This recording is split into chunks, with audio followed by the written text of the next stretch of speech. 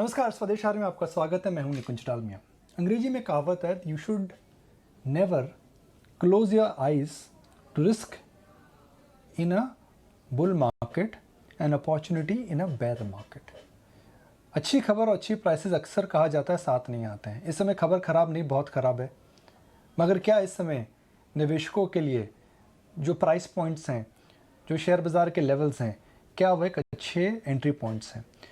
पिछले कुछ दिनों से हमने देखा है शेयर बाज़ार के अंदर उछाल आई है, क्रूड गिरा है, ऑयल गिरा है।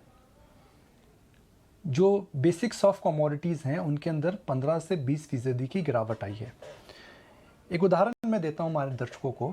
अगर हम वीट प्राइसेस की बात करें, गेहूं की बात करें, तो wheat prices have gone back to the pre war level. जी हाँ, यूक्रेन जहां पर काफ़ी ज़्यादा गेहूं होता है, और जब युद्ध छिड़ा रशिया यूक्रेन के बीच में, सॉफ्ट कमोडिटीज़ खास करके मेज़ और वीट, इनके अंदर उछाल देखने को आया।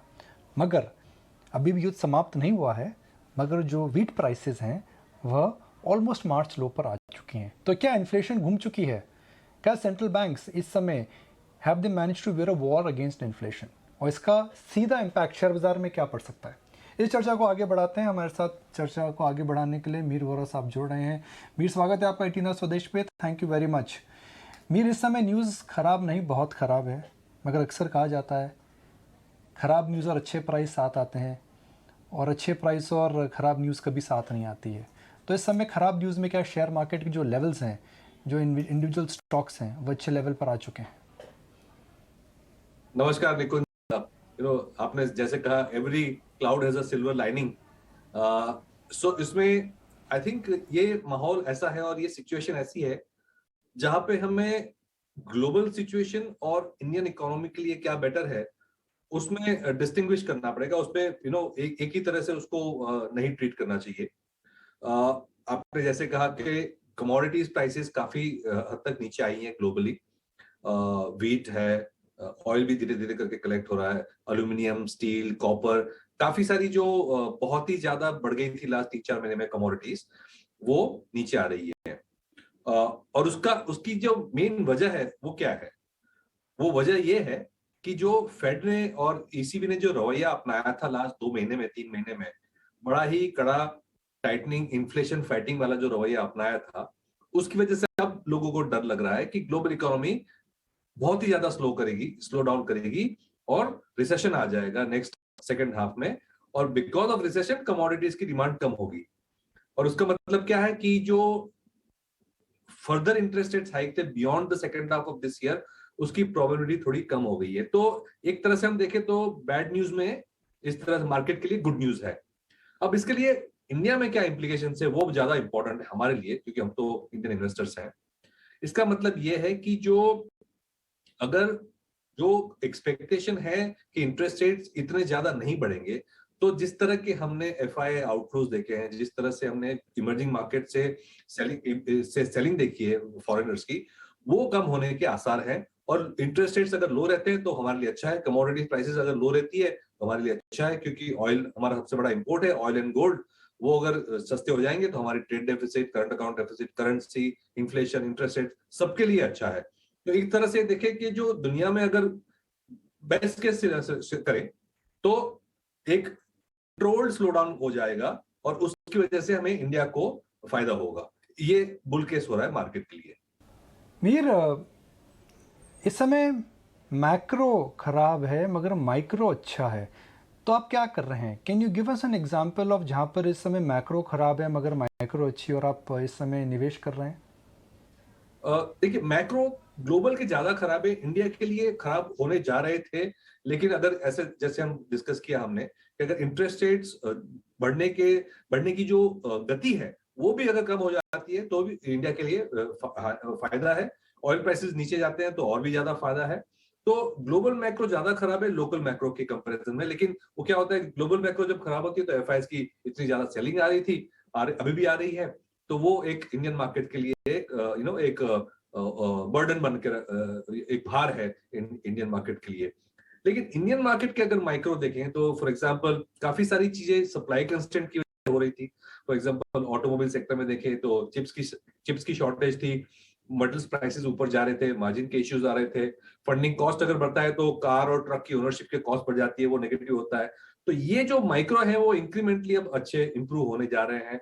फॉर एग्जांपल जापानीज येन जब डेप्रिशिएट होता है तो काफी सारी कंपनीज जो है जापानीज कंपोनेंट्स इंपोर्ट करती हैं, तो उसके लिए फायदा हो जाता है। तो मेरे ख्याल से फॉर एग्जांपल ऑटोमोबाइल्स में अच्छा खासा फायदा हो रहा है at the micro level. Private sector banks के कॉन्फिडेंस लेवल काफी हाई है, उनकी जो कमेंट्री आ रही है, लैंडिंग की ग्रोथ जो है वो काफी अग्रेसिवली देख रहे हैं, ब्रांच एक्सपेंशन की बातें हो रही हैं प्राइवेट सेक्टर बैंक में। तो मेरे ख्याल से डोमेस्टिक जो माइक्रो है वो काफी इंक्रीमेंटली अच्छा दिख रहा है in certain sectors. Veer IT की बात करते हैं। इन्फोसिस के एजीएम में इन्फोसिस ने कहा है कि उनको डिमांड को लेकर के प्रेशर नहीं है। पिछले हफ्ते एक्सेंचर के नंबर आए थे, उन्होंने डिमांड कंप्रेशन या फिर मार्जिन प्रेशर की बात नहीं करी है। मगर मैं जितनी भी ब्रोकरेज की रिपोर्ट देख रहा हूँ, ग्लोबल रिपोर्ट्स इस समय देख रहा हूँ, नमूरा जैसी बड़ी कंपनीज की रिपोर्ट देख रहा हूँ, ब्रोकरेजेस का मानना है कि second half of this year में आईटी कंपनीज को मार पड़ेगी। क्या व्यू है आपका? एक तरफ जैसे हम कहते हैं कि कंपनीज का जो स्पष्टीकरण आया है, जो उन्होंने इंडिकेशन दिए कि भाई हमें प्रॉब्लम नहीं है, और दूसरी तरफ शेयर बाजार में ब्रोकरेजेस की राय। देखिए, इसमें जो है बैकवर्ड लुकिंग मेरे ख्याल से एनालिसिस हो गया, क्योंकि ये जो सारी ब्रोकरेजेस ने डाउनग्रेड्स दिखाए हैं वो ये अजम्पशंस पे थे कि इन्फ्लेशन इतनी ज्यादा रहेगी कि फेड बहुत ही ज्यादा कड़ा रवैया अपनाएगा। लेकिन जैसे हमने बोला कि लास्ट एक दो हफ्ते में ऐसा माहौल बन रहा है कि कमोडिटीज प्राइसेस कंट्रोल में आ रहे हैं और इतना कड़ा रवैया ना होएगा, तो शायद जो बैक एंडेड रिसेशन की बात जो कर रहे हैं वो भी शायद इतना शार्प रिसेशन ना हो। तो मेरे ख्याल से बियॉन्ड पॉइंट एनालिस्ट लोग भी मार्केट के गुलाम है, शेयर प्राइस देख के सब अपग्रेड डाउनग्रेड करते रहते हैं। बट हमें तो रियलिटी ये देखनी है कि काफी सारे जो सॉफ्टवेयर स्टॉक्स हैं की मिड कैप में ऑलरेडी 40-45% तक के करेक्शन दिखा चुके हैं। तो ये जो नेगेटिविटी थी सेकंड हाफ की, वो काफी हद तक शायद ऑलरेडी प्राइसेस में डिस्काउंट हो चुकी है। सो टू दैट एक्सटेंट जो सॉफ्टवेयर सेक्टर है वो मेरे ख्याल से डिफेंसिव स्टेडी ग्रोथ सेक्टर रहेगा।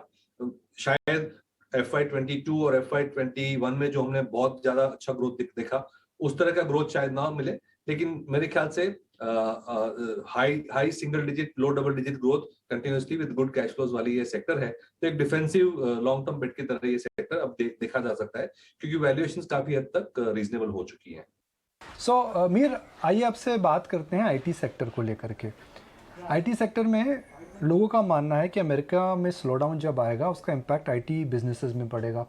मगर मैं इन्फोसिस की एजीएम की बात करूं या फिर एक्सेंचर्स के नंबर की बात करूं, तो जो कंपनीज बड़ी कंपनीज हैं, जो कंजर्वेटिव कंपनीज हैं, जो रियलिस्टिक अपडेट हमेशा देती हैं, अच्छी खबर को अच्छा बुरी खबर को बुरा बोलती है, उन्होंने अभी भी किसी प्रकार का रेड फ्लैग रेज नहीं करा है।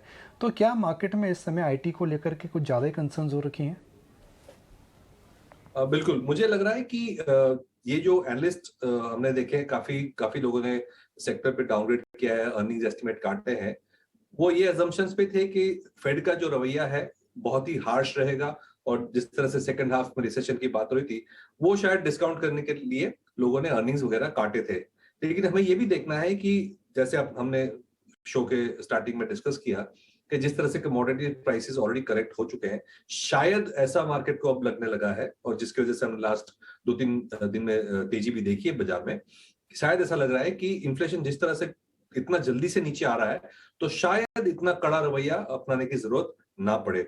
और अगर ऐसा है तो फिर जो रिसेशन भी होगी वो शायद माइल्ड होगी। तो मेरे ख्याल से जिस तरह से मिड कैप स्टॉक्स खास करके ऑलमोस्ट 40-45% का करेक्शन दे चुके हैं, लार्ज कैप आईटी स्टॉक्स ने ऑलरेडी 25-30% का करेक्शन दिखाया है, तो मेरे ख्याल से काफी सारी ये जो नेगेटिविटी है, कंसर्न्स है, प्राइस में ऑलरेडी है। ये कंपनीज गुड कैश फ्लो वाली हैं, फ्री कैश फ्लो जनरेट करती हैं, स्टडी ग्रोथ दिखाएगी। तो मेरे ख्याल से अब जो जिस तरह से प्राइस करेक्शन हो चुका है, ये एक सेक्टर काफी इंटरेस्टिंग बन चुका है from the investment point of view. Veer, सब बात कर रहे हैं कि इस समय केपेक्स रिलेटेड कंपनीज में निवेश करें। आपको नहीं लगता है कि मार्केट इस बात को लेकर के कुछ ज़्यादा एक्साइटेड हो रखा है? बिकॉज हालांकि सब बड़ी ग्रुप्स और बड़ी कंपनियां केपेक्स की बात कर रही हैं, कैपेसिटी यूटिलाइजेशन अभी भी 70 से 75% है। मतलब कि अभी 1 से 1.5 साल तक कंपनीज को कोई बहुत ज़्यादा डायर नीड नहीं है केपेक्स करने की। तो एक साइड तो एक अजम्पशन है कि PLI schemes, China 1+ policy, manufacturing centre changing from China to India, मगर आपको नहीं लगता है कि अजम्पशंस ये काफ़ी ज़्यादा इस समय ऑप्टिमिस्टिक हैं, रियलिटी एकदम अलग है? नहीं, मैं अगर ग्रैन्युलरली देखूं, कंपनी बाय कंपनी देखूं, तो काफी सारी कंपनीज की जो quarter on quarter order books हैं वो अच्छी तरह से ग्रो कर रही है। गवर्नमेंट स्पेंडिंग जो लिंक सेगमेंट है उसमें ट्रैक्शन अभी भी काफी अच्छा है। और वैल्यूएशन अगर देखिए ये सेगमेंट में दो चार कंपनीज छोड़ के अगर तो अभी भी काफी रीजनेबल है, खास करके जो बड़ी कंपनीज हैं उसके तो रीजनेबल काफी बेटर है। तो मेरे ख्याल से जो इंजीनियरिंग ईपीसी कंस्ट्रक्शन वाली कंपनी है उसके वैल्यूएशन में काफी अट्रैक्टिव है। और जो प्राइवेट सेक्टर कैपेक्स के लिंक जो है, जो कैपिटल गुड्स बनाती है, उसमें वैल्यूएशंस शायद थोड़े महंगे हैं, लेकिन ऑर्डर बुक अगर देखें लास्ट 2 क्वार्टर में तो अच्छी तरह से ग्रो कर रही है। तो मेरे ख्याल से इतना इतना कोई ऑप्टिमिस्टिक सिनेरियो अभी पेंट नहीं किया गया है शेयर प्राइसेस में। वैल्यूएशंस और ग्रोथ का अगर इक्वेशन देखें तो अभी भी ये सेगमेंट में अच्छा बैलेंस बनता है। मीर, शेयर बाजार के अंदर पिछले 1 साल के अंदर एक नो रिटर्न पीरियड आ चुका है, 1 साल से कुछ रिटर्न ही नहीं मिला है और अर्निंग्स ग्रो कर रही हैं। तो अब क्या आगे की रणनीति होनी चाहिए? बिकॉज मार्केट के अंदर एक्सेसेस ख़त्म हो चुके हैं, रिटर्न्स ख़त्म हो चुके हैं। तो अब क्या अगले बुल मार्केट की तैयारी करनी चाहिए, या फिर अगला बुल मार्केट अभी बहुत दूर है? जैसे हम हिंदी में कहते हैं ना भाई, दिल्ली अभी बहुत दूर है। नहीं नहीं, ये तो अभी कहाँ, बुल मार्केट एंड तो जब होगी जब 30% 40% कुछ करेक्शन हो बाजार में, तो हम कह सकते हैं कि बुल मार्केट खत्म हो चुका। अभी तो जो प्रीवियस बुल मार्केट अभी भी बिल्कुल चालू है, उसमें कोई इश्यूज नहीं है। जैसे आपने कहा 1 साल से मार्केट ने रिटर्न नहीं दिया है, तो एक हम कह सकते हैं ये साइडवेज करेक्शन, टाइम करेक्शन हो चुका है। और क्योंकि अर्निंग्स तो बढ़ते ही रहते हैं, तो मार्केट 1 साल के पहले के कंपेरिजन में शायद 20-25% चीपर भी हो गया है। तो वैल्यूएशंस मेरे ख्याल से टाइम करेक्शन की वजह से वैल्यूएशंस रीजनेबल होने लगे हैं। और मेरे ख्याल से स्टॉक स्पेसिफिक, सेक्टर स्पेसिफिक, जैसे हमने डिस्कस किया, अच्छे पॉकेट्स हैं वैल्यू के। और अगर हम जेन्युइनली बिलीव करते हैं कि इंडियन इकोनॉमी 7 से 8% ग्रो करेगी FY23 में और FY24 में, तो मेरे ख्याल से स्टॉक स्पेसिफिक काफी अच्छी अपॉर्चुनिटीज हैं। तो इस समय आपकी क्या रणनीति है? आप कैश पर बैठे हैं, आप फुल्ली इन्वेस्टेड हैं, आप क्या कर रहे हैं? बहुत हाई लेवल्स ऑफ कैश नहीं है, बट थोड़ा बहुत कैश तो रखा हुआ है for stock specific, sector specific opportunities. Everything is not hunky dory, सब चीजें तो पॉजिटिव नहीं है। जैसे हमने कहा, यूक्रेन की वॉर अभी भी चालू है, इन्फ्लेशन कितना स्टिकी है वो भी हमें देखना है। May be the worst is over, but शायद 1-2 क्वार्टर, 3-4 क्वार्टर और भी हो सकता है। तो मेरे ख्याल से काफी सारे मूविंग पार्ट्स है, तो थोड़ा ड्राई पाउडर एम्यूनिशन हम हमेशा रखते हैं। बट एक ओवरऑल हमने जो रणनीति में चेंज किया है लास्ट 6 महीने में, वो ये है कि पहले हम जो एक्सपोर्ट और एक्सटर्नल लुकिंग सेक्टर्स थे, लाइक आईटी है, एक्सपोर्टर्स हैं, उस पे ज्यादा पॉजिटिव थे। लेकिन अब हमें लग रहा है कि जो रिलेटिव वैल्यू, रिलेटिव ग्रोथ है, वो डोमेस्टिक लिंक सेक्टर्स में काफी बेटर है। 2-4 उसके मेन ड्राइवर्स हैं। एक तो डोमेस्टिक डिमांड रोबस्ट है, रूरल इकोनॉमी होपफुली अब टर्न अराउंड करेगी। जो कमोडिटी प्राइसेस बहुत ज्यादा बढ़ चुके थे वो धीरे धीरे नीचे आ रहे हैं, तो जो कंपनीज ने मार्जिन प्रेशर देखा था वो भी धीरे धीरे करके कम आएगा। और सेक्टर स्पेसिफिक अगर देखें तो काफी शॉर्टेजेस भी थी, चिप्स की शॉर्टेज थी कार इंडस्ट्री में। बिकॉज ऑफ दैट एक पेंटअप डिमांड भी है। सर्विसेज सेगमेंट है, टूरिज्म है, उसमें भी काफी पेंटअप डिमांड है। तो ये सब कॉम्बिनेशन देखें तो लगता है कि margin wise, growth wise, demand wise domestic segments में अच्छा ट्रैक्शन आएगा। तो अब हम डोमेस्टिक लिंक सेगमेंट्स हैं, चाहे वो कंजम्पशन लिंक्ड हो, चाहे इन्वेस्टमेंट लिंक्ड हो, एंड ऑफ कोर्स सबसे बड़ा सेक्टर तो बैंकिंग एंड फाइनेंस का है, खास करके प्राइवेट बैंक्स, उसमें हम प्ले कर रहे हैं। ओके वीरवर, आप हमारे साथ ईटी ना स्वदेश पे जुड़े, इसके लिए बहुत बहुत शुक्रिया। Always a pleasure, thank you.